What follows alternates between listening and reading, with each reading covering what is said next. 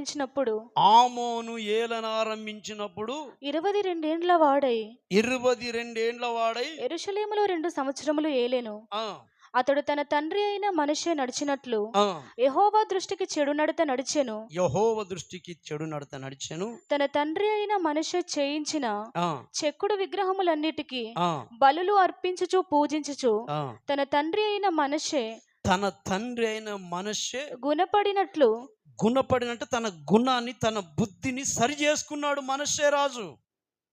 ఆ పక్క వచనం 11వ వచనం రాయబడింది. ఎవరు చదువుతే అక్కడ రాయబడింది.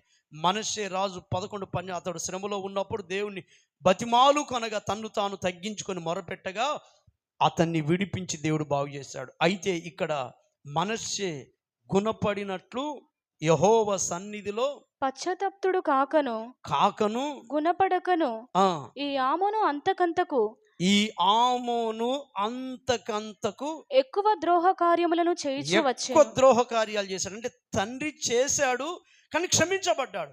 కానీ కుమారుడు తండ్రి కంటే ఎక్కువ ద్రోహ కార్యాలు చేశాడు.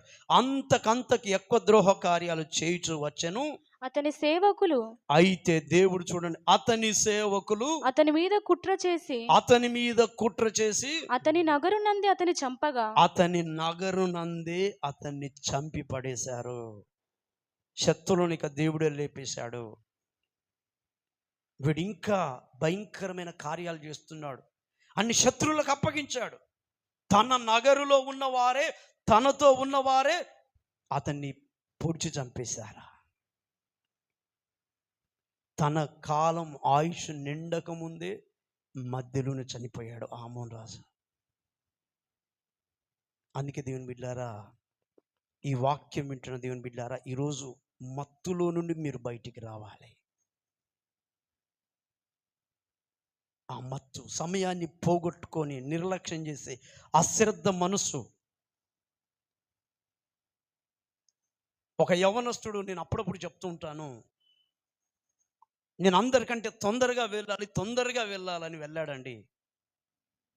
అక్కడున్న వారందరూ చెప్తున్నారు, బాబు ఎక్కడికి వెళ్తున్నావు అంటే, బండి వేసుకొని ఒక యవ్వనస్తుడు వెళ్తున్నాడు. రైల్వే గేటు పడింది, వాళ్ళందరూ ఆగారు. బాబు ముందర గేటు పడింది, ఎక్కడ పోతున్నావు ఆగు అని చెప్పినా కూడా వాళ్ళు చెప్పిన వీళ్ళు చెప్పిన ఎవ్వరి మాట వినలేదు. నా వైపు చూడండి దేవుని బిడ్డారా, ఎవ్వరి మాట వినకుండా ముందుకు వెళ్ళాడు. గేటు దగ్గర ఆగాడు. పైనుండి ఒక గ్రద్ద అలా నాగుపాము పట్టుకుంటూ వెళ్తుంది దాని కాళ్ళతోటి.